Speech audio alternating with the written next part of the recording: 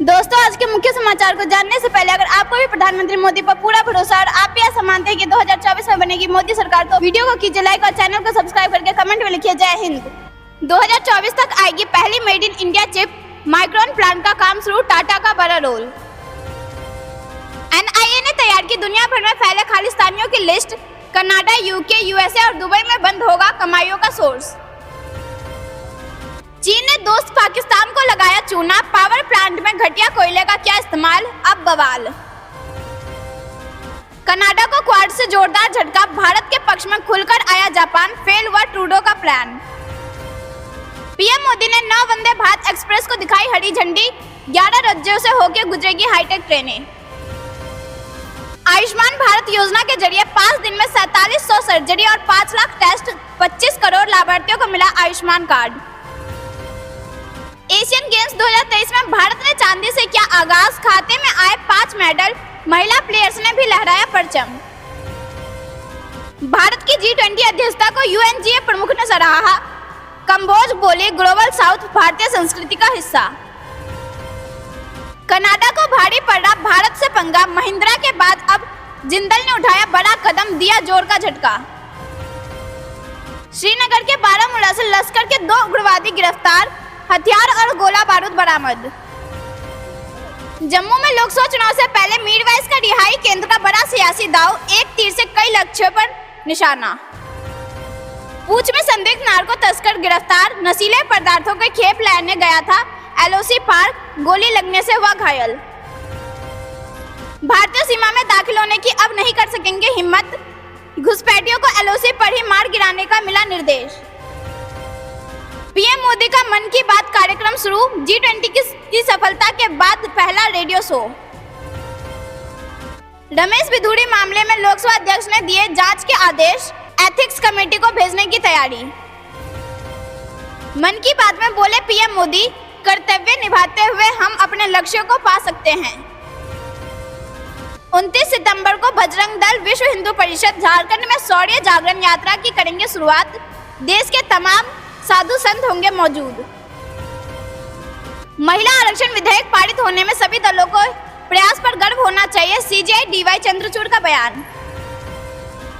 ABVP की जीत पर BJP गदगद, अमित शाह समेत कई नेताओं ने दी बधाई। प्रधानमंत्री मोदी ने 11 राज्यों को दिया वंदे भारत ट्रेन का तोहफा, बोले अब कागजों में ही नहीं पटरी पर भी उतर रही रेल। चंद्रयान 3 से जुड़ी बड़ी खबर, चांद पर नहीं जगह तो भी बड़े काम आएंगे विक्रम और प्रज्ञान।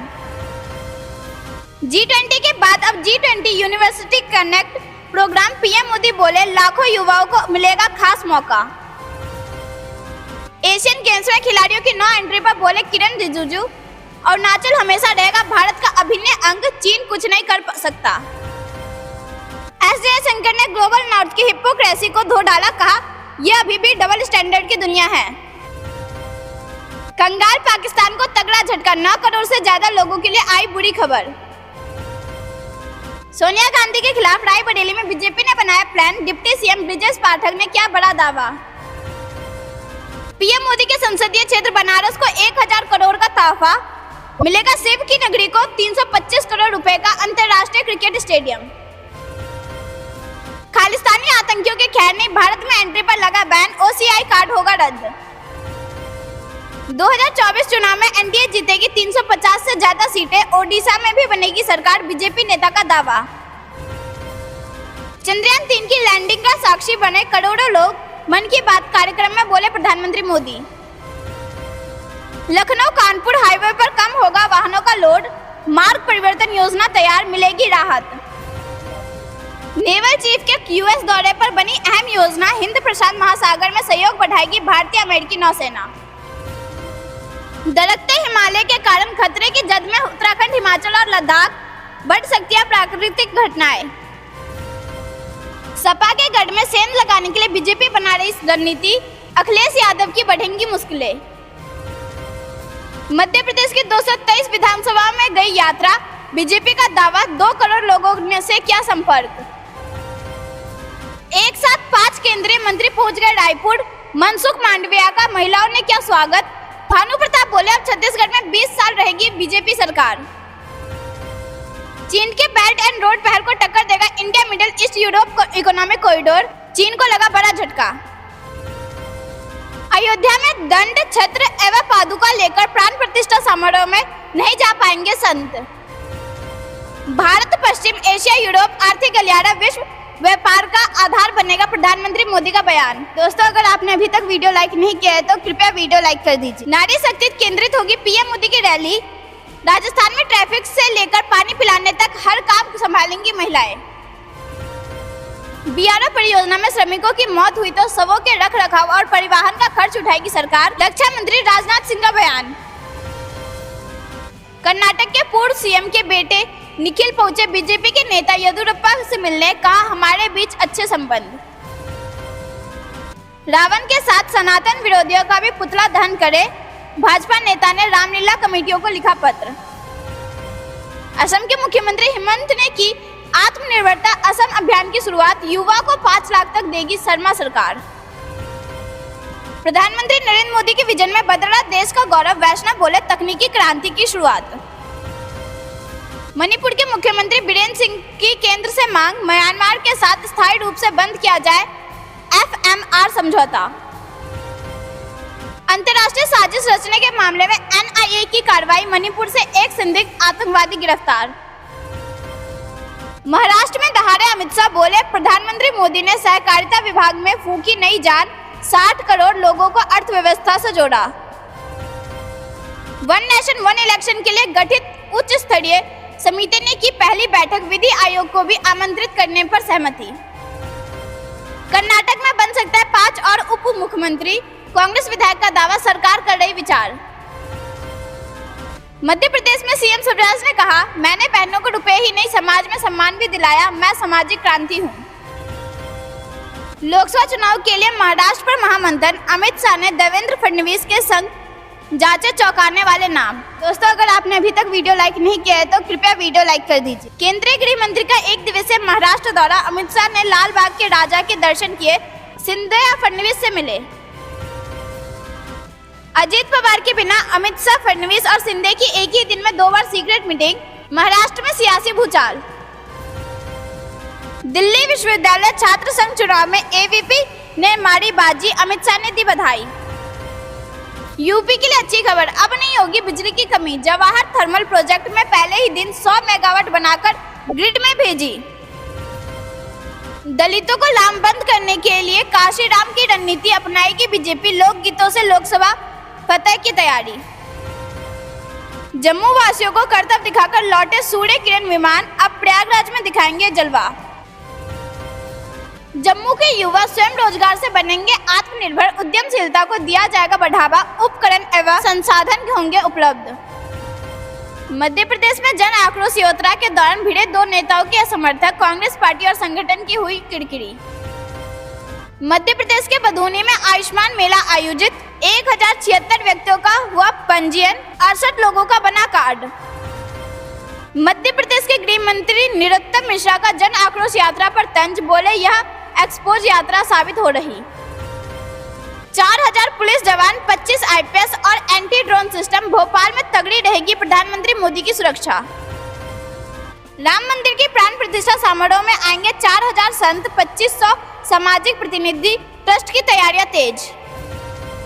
सबके राम इसलिए रहेगी सबकी भागीदारी, राम मंदिर ट्रस्ट के महासचिव ने की बड़ी अपील। श्री राम मंदिर के उद्घाटन से पहले शुरू हो जाएगा अयोध्या एयरपोर्ट, सीएम योगी का बड़ा ऐलान।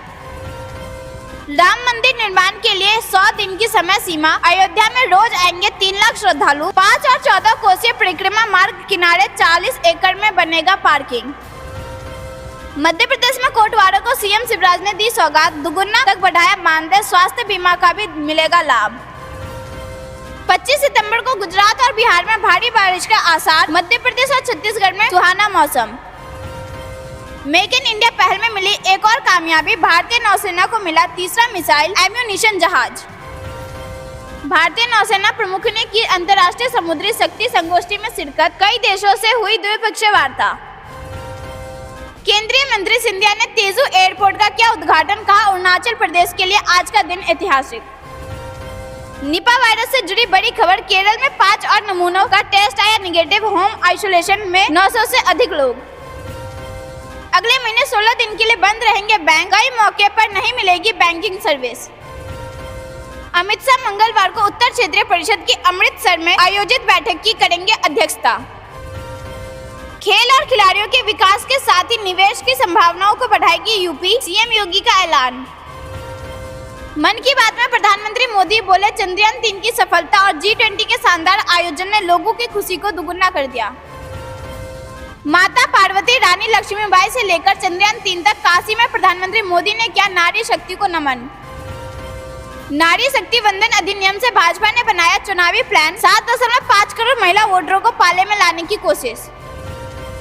खालिस्तानी आतंकियों पर भारत का कड़ा एक्शन। पासपोर्ट OIC कार्ड रद्द करने की तैयारी। ये जानते हैं कुछ खबरों को विस्तार से। उससे पहले वीडियो को लाइक करके चैनल को सब्सक्राइब करें और कमेंट में लिखिए जय हिंद।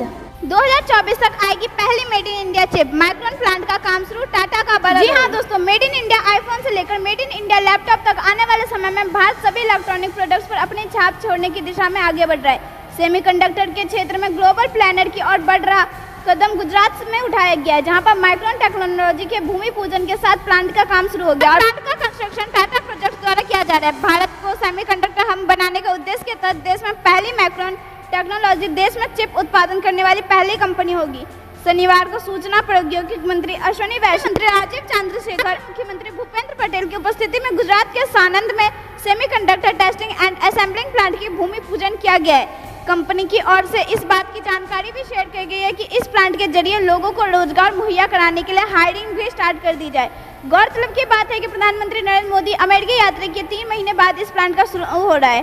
2023 में प्रधानमंत्री मोदी ने अपनी अमेरिकी यात्रा के दौरान माइक्रोन के शीर्ष अधिकारियों के साथ मुलाकात की थी और देश में प्लांट स्थापित करने में माइक्रोन टेक्नोलॉजी के साथ एक समझौते पर हस्ताक्षर भी किए थे। अब महज 3 महीने बाद ही माइक्रोन अपना प्लांट काम शुरू कर रहा है। कंपनी का प्रस्तावित निवेश $2.75 अरब है। यह भारत सेमीकंडक्टर मिशन ISM के तहत सबसे बड़ा निवेश है। इसके बाद ही IT मंत्री अश्विनी ने कहा कि डबल इंजन सरकार का यह एक उदाहरण है। डील के कुछ ही महीनों में ही प्लांट निर्माण कार्य शुरू हो गया है। उन्होंने कहा कि इस प्लांट में काम शुरू होने के बाद चिप दिसंबर 24 तक रोल आउट होगी।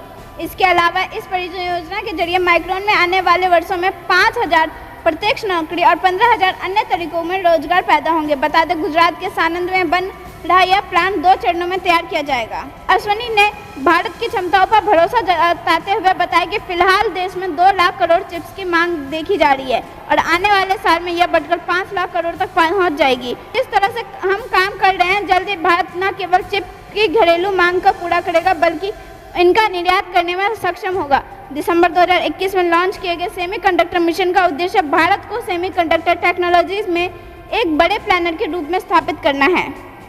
रुक करते हैं अगली बड़ी खबर की तरफ। कनाडा, UK, USA और दुबई।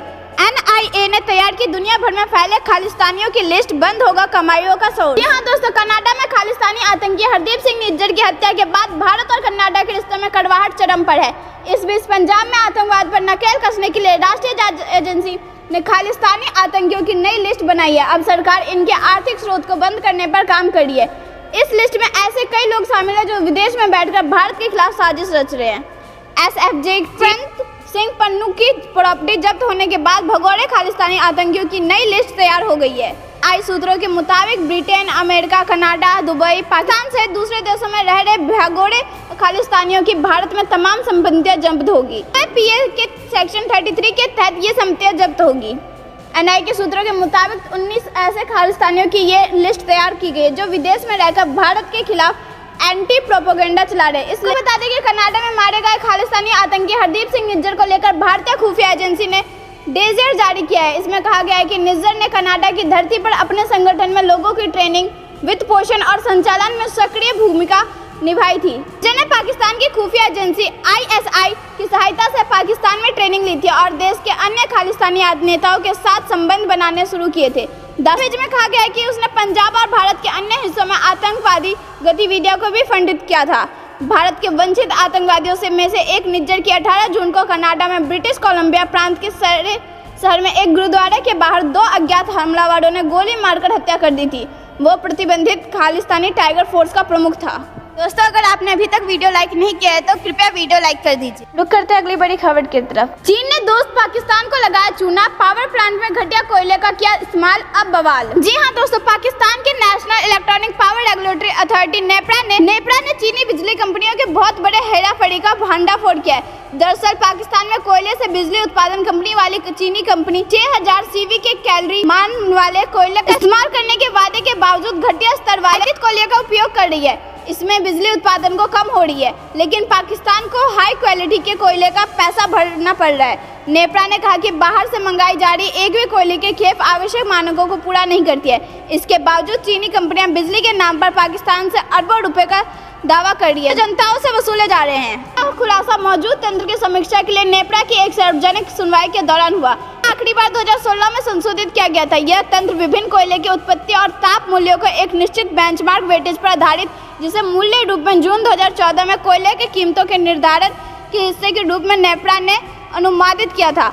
इस कार्यवाही को नेतृत्व नेपरा के अध्यक्ष वसीम मुख्तार ने किया था। इसके सदस्यों में मथार न्याज राना जोड़ित 6777 मेगावाट के बिजली उत्पादन संयंत्रों को इन संयंत्रों का ऑपरेशन चीनी कंपनियों को संभालती है और इसके लिए कोयला को आयात भी नहीं करती। कोयला का आयात भी यही करती है। इन पावर प्लांट के लिए पाकिस्तान को 643 अरब रुपए का करना है। पाकिस्तान पहले से ही गरीबी में है और वर्तमान के संकट में अर्थव्यवस्था की कमर तोड़ दी है। ऐसे में पाकिस्तान के लिए चीन के कर्जों को चुकाना भारी पड़ रहा है। पाकिस्तान की आवाम पहले से बिजली की भारी कीमतों का बोझ तले दबी है। हाल ही में पूरे पाकिस्तान में बिजली की कीमतों को लेकर कई बड़े विरोध प्रदर्शन भी हुए हैं। रुक करते हैं अगली बड़ी खबर की तरफ। कनाडा को क्वाड से जोरदार झटका, भारत के पक्ष में खुलकर आया जापान, फेल हुआ ट्रूडो का प्लान। हाँ दोस्तों, कनाडा खालिस्तान के कारण भारत को अंतर्राष्ट्रीय मंचों पर विरोध करने में जुटा है, लेकिन इसका एक भी कोशिश कामयाब नहीं हो रही है। शनिवार को संयुक्त राष्ट्र महासभा में न्यूयॉर्क में क्वाड विदेश मंत्रियों की मीटिंग में खालिस्तानी आतंकी हरदीप सिंह निज्जर का हत्या का मुद्दा उठाने की कोशिश हुई, लेकिन अभी तक जापान इससे सहमत नहीं हुआ। कनाडा में खालिस्तानी आतंकी हरदीप सिंह निज्जर की हत्या में भारतीय एजेंसियों का हाथ बताया जा रहा है। क्वाड में जापान, ऑस्ट्रेलिया, भारत और यूएस है। कनाडा भले ही इस ग्रुप में नहीं है, लेकिन इस मुद्दे को उठाने की कोशिश हो रही है। इससे जुड़े एक व्यक्ति ने इकोनॉमिक टाइम्स से कहा कि भारत इसके पक्ष में नहीं है। क्वाड इस मुद्दे का मंच नहीं है। बताया जा रहा है कि क्वाड का जानदेश पूरी तरह से अलग है और विदेश मंत्रियों की मीटिंग सुरक्षित इंडो पैसिफिक क्षेत्र बनाने पर केंद्रित है। भारत शांत तरीके से वैश्विक शक्तियों का अपना पक्ष रख रहा है। क्वाड एक रणनीतिक मंच है जिसमें ऑस्ट्रेलिया, भारत, जापान और अमेरिका शामिल है। क्वाड नेताओं की तीसरी व्यक्तिगत बैठक हिरोशिमा में हुई थी। इस बैठक में हिंद प्रशांत क्षेत्र के कई मुद्दों पर सहमति बनी थी। इसके साथ हिंद प्रशांत क्षेत्र के सैन्यकरण पर गंभीर चिंता व्यक्त की थी। इसी हफ्ते कनाडा ने सुझाव दिया था कि निज्जर की हत्या मामले में G7 देश के एक संयुक्त बयान जारी किया। तब भी अध्यक्ष जापान ने कनाडा के इस मंशा को रोक दिया था। फ्रांस और इटली ने भी कनाडा का समर्थन नहीं किया था। ट्रूडो ने कहा था कि उनके देश ने हरदीप सिंह निज्जर की हत्या में भारतीय एजेंटों की संलिप्तता के बारे में वैश्विक आरोपों के सबूत भारत के साथ कई सप्ताह पहले साझा किए थे और कनाडा चाहता है कि नई दिल्ली इस गंभीर मसले पर तथ्यों को तय लिया ओटावा के साथ प्रतिबद्धता के साथ काम करे। ट्रूडो ने ब्रिटिश कोलंबिया में 18 जून को खालिस्तानी अलगाववादी नेता निज्जर की हत्या में भारतीय एजेंट संभावित संलिप्तता का आरोप लगाया, जिसमें कनाडा और भारत के बीच कूटनीतिक विवाद शुरू हो गया। भारत ने 2020 में निज्जर को आतंकवादी घोषित किया था। भारत ने इन आरोपों को बेतुका और प्रेरित कहकर आक्रामक रूप से खारिज कर दिया और इस मामले में कनाडा द्वारा एक भारतीय अधिकारी को निष्कासित के बदले एक वरिष्ठ कनाडाई राजनयिक को निष्कासित कर दिया गया। दोस्तों, अगर आपने अभी तक वीडियो लाइक नहीं किया है तो कृपया वीडियो लाइक कर दीजिए। रुक करते हैं अगली बड़ी खबर की तरफ। प्रधानमंत्री मोदी ने वंदे भारत एक्सप्रेस को दिखाई हरी झंडी, 18 राज्यों से गुजरेगी हाईटेक ट्रेनें। हाँ दोस्तों, प्रधानमंत्री नरेंद्र मोदी ने 24 सितंबर को 9 वंदे भारत एक्सप्रेस को हरी झंडी दिखाई। वंदे भारत एक्सप्रेस ट्रेन को सौगात के साथ देश के 11 राज्यों के बीच कनेक्टिविटी और बेहतर हो गई के अलग अलग रूट्स पर चलाया जाएगा। वंदे भारत ट्रेनों के संचालन से पूरी मदुरई और तिरुपति जैसे महत्वपूर्ण धार्मिक स्थलों की कनेक्टिविटी मिलेगी। प्रधानमंत्री नरेंद्र मोदी ने 24 सितंबर को इन सभी वंदे भारत को ट्रेन वर्चुअली हरी झंडी दिखाकर रवाना किया। राजस्थान, तमिलनाडु, आंध्र प्रदेश, कर्नाटक, बिहार, पश्चिम बंगाल, केरल, ओडिशा, झारखंड और गुजरात से होकर गुजरेगी। हर ट्रेन अपने संचालन के रूट से सबसे तेज गति से दौड़ेगी और या को समय में काफी बचत करेगी। मौजूदा सबसे तेज ट्रेन की तुलना में राउट केरल, भुवनेश्वर, पुरी वंदे भारत एक्सप्रेस और तिरुवनंतपुरम वंदे भारत एक्सप्रेस लगभग 3 घंटे जल्दी सफर तय करेगी। बेंगलुरु वंदे भारत एक्सप्रेस 2.5 घंटे से अधिक समय की बचत करेगी, जबकि मदुरई वंदे भारत एक्सप्रेस 2 घंटे से अधिक समय की बचत करेगी। इसके अलावा रांची हावड़ा वंदे भारत एक्सप्रेस, पटना हावड़ा वंदे भारत एक्सप्रेस और अहमदाबाद वंदे भारत एक्सप्रेस लगभग 1 घंटे के समय की बचत करेगी, तभी उदयपुर जयपुर वंदे भारत एक्सप्रेस लगभग आधे घंटे जल्दी सफर तय करेगी। रुक करते हैं अगली बड़ी खबर की तरफ। आयुष्मान भारत योजना के जरिए 5 दिन में 4700 सर्जरी और 5 लाख टेस्ट, 25 करोड़ लाभार्थियों को मिला आयुष्मान कार्ड। जी हाँ दोस्तों, केंद्र सरकार ने साल 2018 में आयुष्मान भारत जन आरोग्य योजना की शुरुआत की थी, जिसे आज पूरे 5 साल हो गए।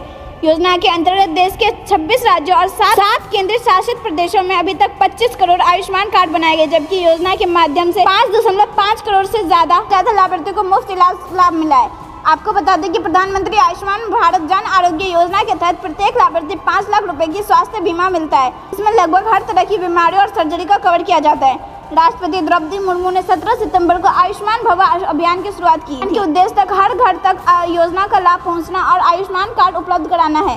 इसके साथ स्वास्थ्य मेला, बीमारी जांच कैंप आदि का संचालन करना है। इनके तहत अगले 1 पखवाड़े तक राज्य में आयुष्मान भारत योजना से लोगों से जुड़ा जा रहा है।